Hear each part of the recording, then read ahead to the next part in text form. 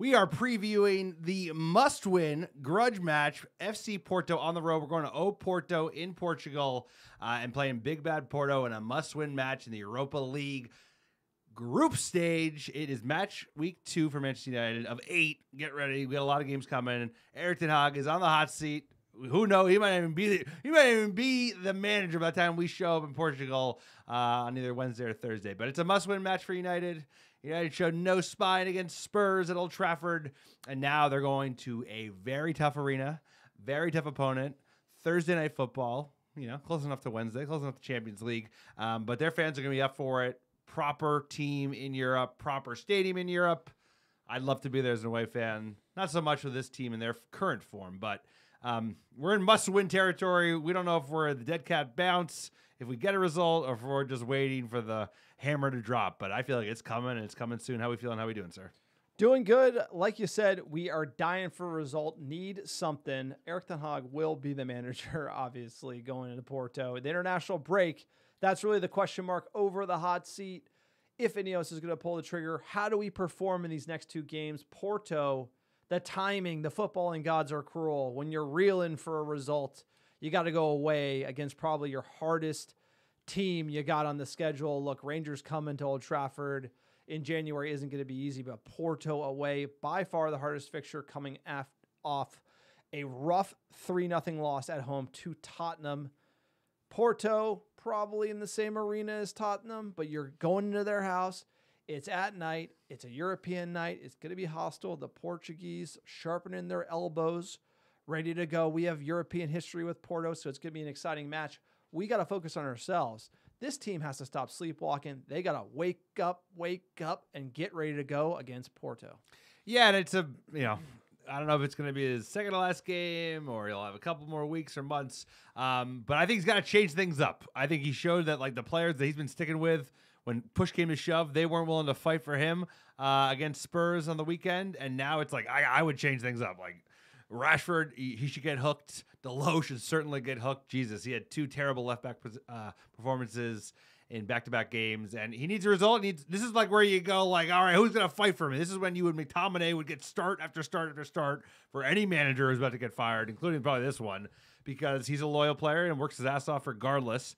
And, we'll have Bruno for this because it's not an English game, so we're going to need him, but otherwise it's a tough match, tough venue. They're a big team. This one and the Galatasaray ones are the toughest of our 8 grade, because that's going to be nutty because Turkey goes a different level. But the Portuguese fans are super into it. Porto's a huge club. Porto's a wonderful city, one of my favorite cities in Europe. Fenerbahce, right? Yeah, excuse me. Yeah. But they're going to Turkey is always intimidating, especially because it's fucking Mourinho. But this one is the game that's coming next. And, Villa's going to be even tougher at Villa Park. But they're must-win games, and you don't always get the opponents you want. Quick PSA for the podcast before we get into the Porto preview. If you like the American Red Devils, check us out on YouTube. We got our YouTube channel off the ground this summer. What a time to do it. The team flying high, sir. No, we're breaking down some rough results, but we're going to be here the whole season just like we were last season. And if you want to join us and support us, check out our Patreon page, the top Muppets in all the land. Sign up for Patreon. Your support helps us do YouTube and all the exciting things you see the American Devils put out on the internet machine. Check it out, patreon.com/American Devils. Also, check out our store. You want some swag? The best swag for all top Muppets. Grab a Viva Garnacho scarf, American Devils trucker hat, shirts, hoodies, you name it. It's there. Beanies, blankets, stickers. Let's go. Grab some merch. Support the podcast. Also, check out our website, americandevils.com. Get links to the pod, fan blogs, everything your Muppet heart desires, sir. Tell them about iTunes reviews. iTunes reviews and 5-star reviews of the American Red Devils podcast. Wherever you listen, it's a great way to support the pod. It helps us get found organically by other top Muppets like yourself. And we're giving away free merch. All you have to do is write a 5-star review on iTunes or Spotify. Send a screenshot of the review to americandevils@gmail.com with your mailing address, and I'll personally pick, pack, and ship some free ARD gear sent right to your door anywhere in the world. Let's get into that Hans and Franz ball, sir. They still got it. We got a big game on Thursday. We are headed to the Portuguese coast. Wonderful Porto. All right, Hans and Franz, let's go.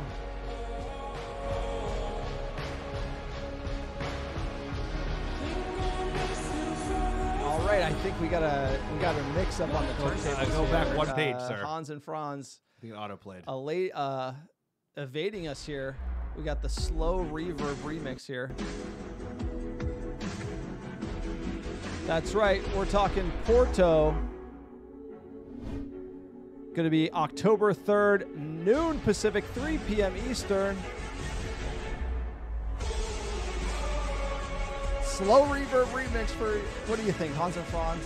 I think it's still got it. You know, we've been in the mud for so long that I got used to Hans and Franz. I've grown affectionate to Hans and Franz, and here we are.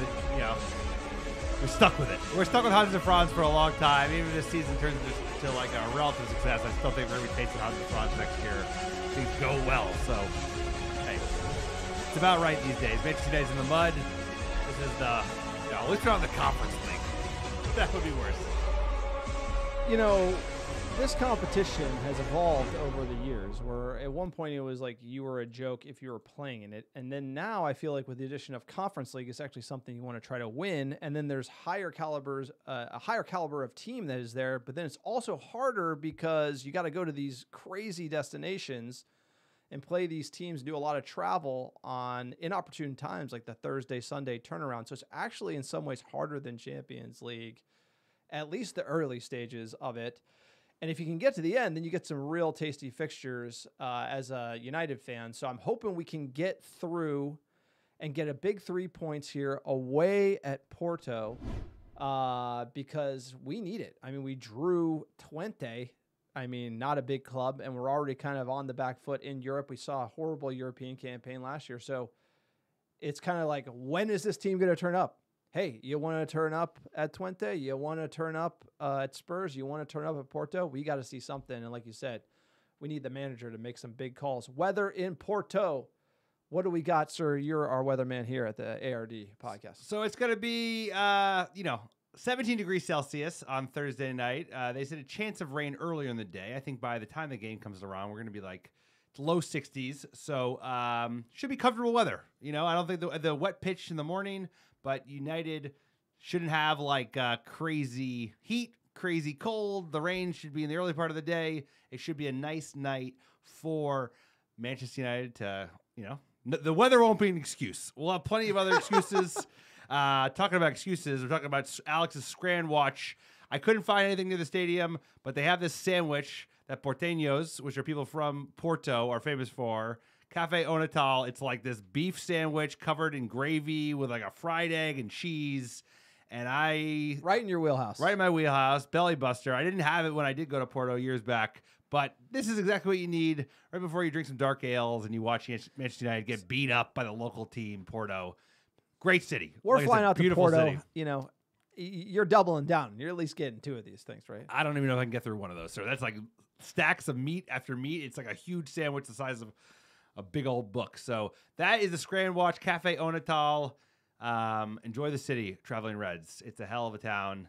And, you know, I wish I was going away there. Forget the football. I would just go hang out, see the game, not expect much from Manchester United. Who are we playing, sir? Little history on Porto. Football Club do Porto, commonly known as FC Porto or simply Porto.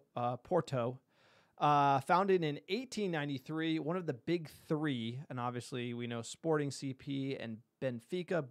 Bruno Fernandes came from Sporting. Cristiano Ronaldo came from Sporting. Sir, we've had some luck buying players from Portugal. They're nicknamed the Dragon for the mythical creature atop the club's blue crest. They wear the blue stripes, blue short. Their club supporters are called the Portistas. I think that's a very cool name. And they played their home matches at the Estádio del Dragão, which, you know, dragons. They love the dragons. Big Game of Thrones fans over in Porto. Well, they got a dragon on their crest. And like you said, one of the big 3, the other 2 being in Lisbon, the capital. Porto, different town, further up the coast. Obviously, where Mourinho's from. Where Bruno's actually from. Bruno's family's from Porto, and he has that type of personality, as does Mourinho. When you go to those 2 different cities, Porto has a Mourinho vibe. It's like the guy, it's a beautiful town, but it's rough and ready, and Lisbon's a little bit more glam and cleaned up. So, great place. They finished 3rd last season, sir. They're 3rd right now. And, they're a great feeder club, but they're going to be so up for it. Big club, huge fan base. Like, Manchester United's coming to town. They had our number 2 decades ago, almost, 2 decades ago, incredibly so. And they're going to be up for this game. I'll tell you what, this is going to be probably a sellout. And they're going to be fired up at the Estádio de Dragão, sir. Big game. Yeah, and they've won a lot. 86 major trophies, 30 Portuguese league titles. They've won 2 Champions League proper, sir. United have 3. That's like an insult if you really want to think about it. Porto is the only Portuguese club to have won the UEFA Cup / Europa League. So that's very interesting. They have won the Europa League before.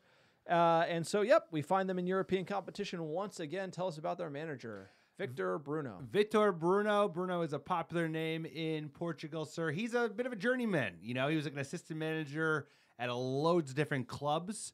I think it was like 8 or 9 different clubs. If you go to the second page, sir, but he was the assistant manager at Porto. They fired their manager. He was the next guy up. He's been around for a season. He's a decent manager, Portuguese through and through. I think this is like his first real head coaching job. Did okay for the team last year. They're expecting big things from this year. Yeah, and his big quote, translated to English from Portuguese, prepared to soak our kit in sweat. That is his logo. So they're going to work hard, sir. They're going to show up and work hard. Take us through their roster here. This is just looking at acquisitions. Porto has a reputation of buying players young age and then selling for big money. So they brought in a bunch of youngsters, 20-year-old, 21-year-old, and then Mora, who's a little bit more established. But I have a feeling you're going to be hearing about Omorodian or Canciero pretty soon, because they have a very good track record with bringing in young players and then turning around a tidy profit. So they sold Evelinson, their top player last year, to actually Bournemouth as a replacement for Solanke. So that's where they got their striker. That was their big selling last year, but they're a well-run club. They're always one of those clubs that does a lot of selling. They did start out with a loss to Bodo, the team with 2 names that we're going to be playing. But they've had a decent start in the Portuguese league. Like you said, they're third. 4-0, 3-0. They did lose to Sporting, again, a top rival there for them. So we should expect a frisky Porto side on decent form. Obviously got out to a stumble early in Europa League, similar to Manchester United against Twente. Probably a more embarrassing result than we had at home, but Porto's going to show up on the night. I have a feeling Champions League history will be on their mind. And talking about the fixtures we have played recently, last time 2009, we did win the draw against them. We drew 2-2, then won 1-0, and that brought us through 3-2 on aggregate. And then in 2004, the most famous meeting, we lost. This Sir Alex Mourinho, first time they met, Mourinho on the come up in 2004, the big draw that put Porto through in the quarters against Manchester United. And we're going to watch that goal here.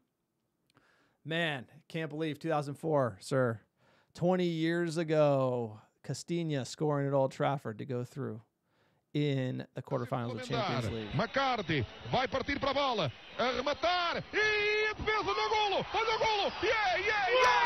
That's Tim Howard in that. É golo! É o delírio!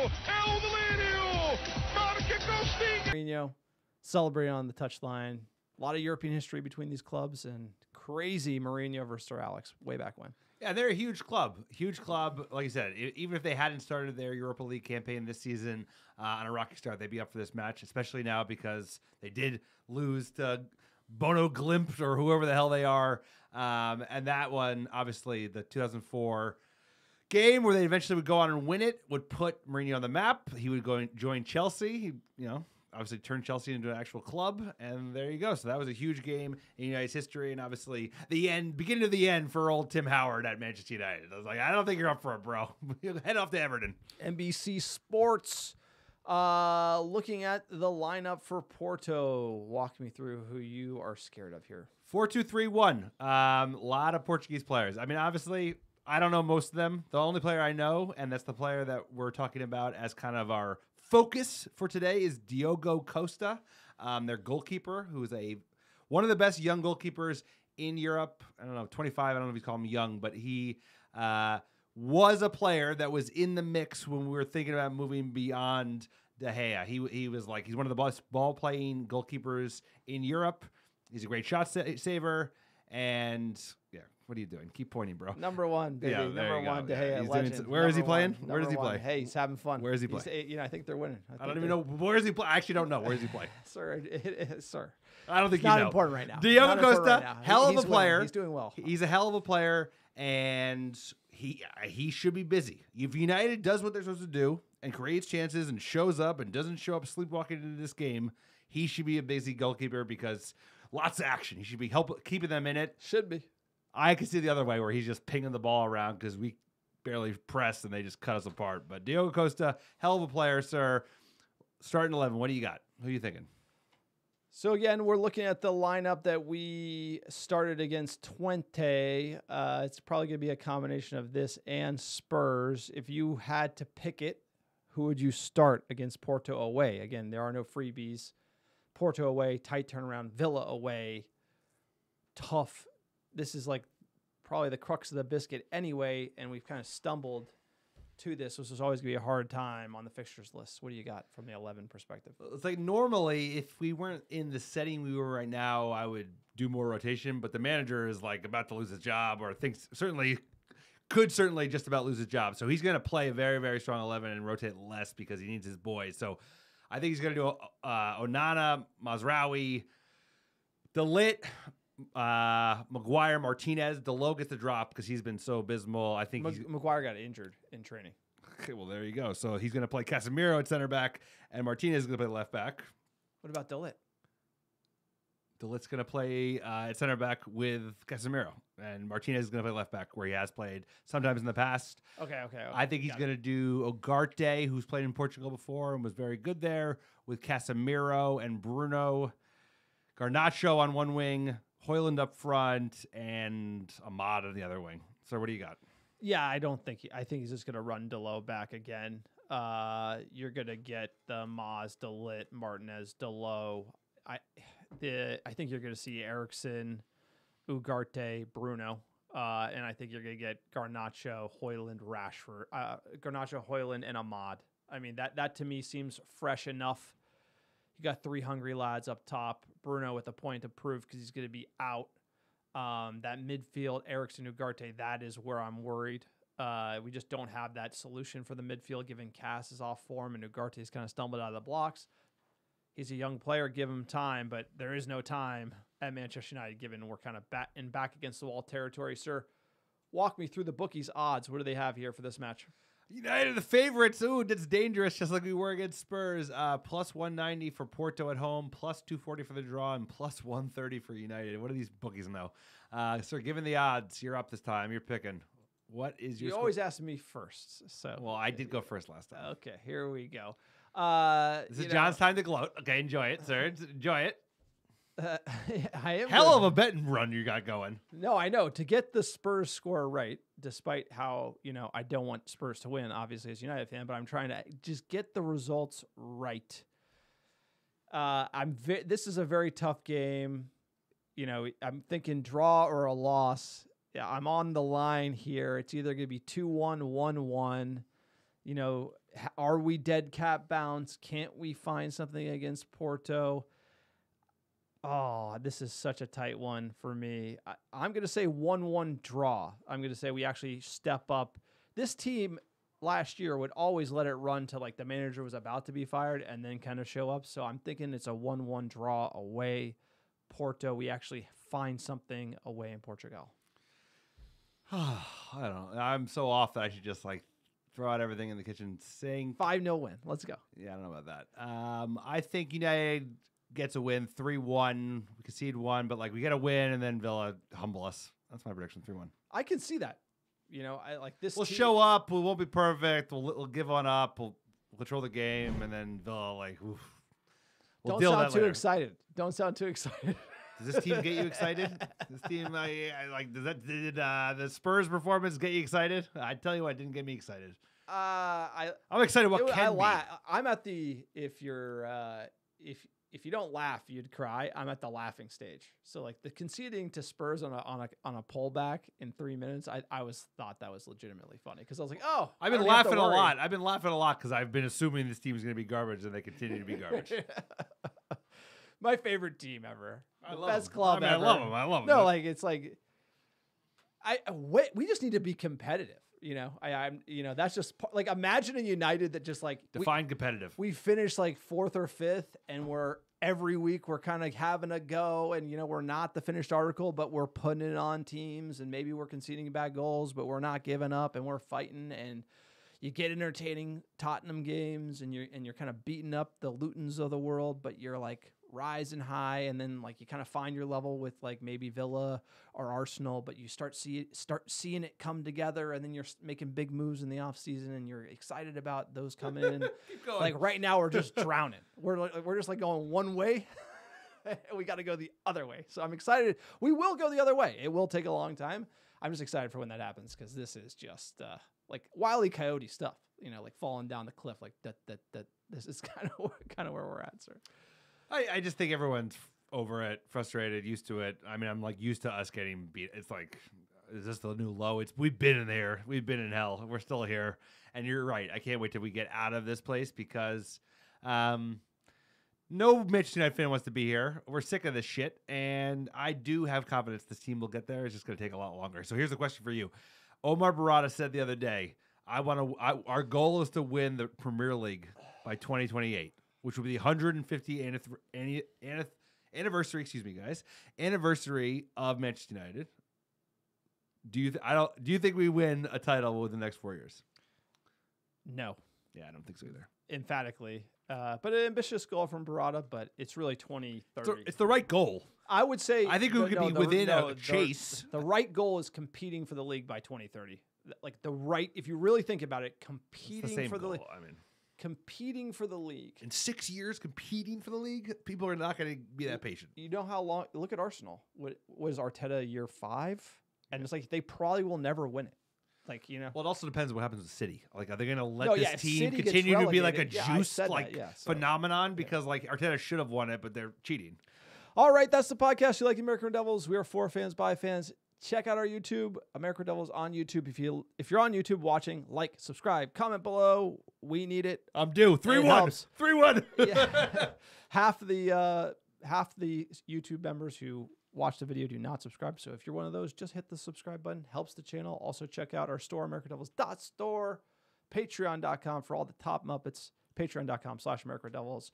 Sir, give us our top 10 downloads the last 7 days. Number 1, how you doing? Brooklyn, New York, Chicago, Illinois, Dublin, Ireland, Oslo, Norway, Los Angeles, California, Houston, Texas, New York, Atlanta, Georgia, and San Francisco, California. Appreciate all American Devils listening week in, week out. Big game on Thursday. Enjoy it. Oh, Porto. Give me another slap on the back. Give me one of those fucking sandwiches. Have a drink. I want one of those big old sandwiches the size of your head. Enjoy the game, everybody. We'll be with you sooner rather than later. Appreciate you all.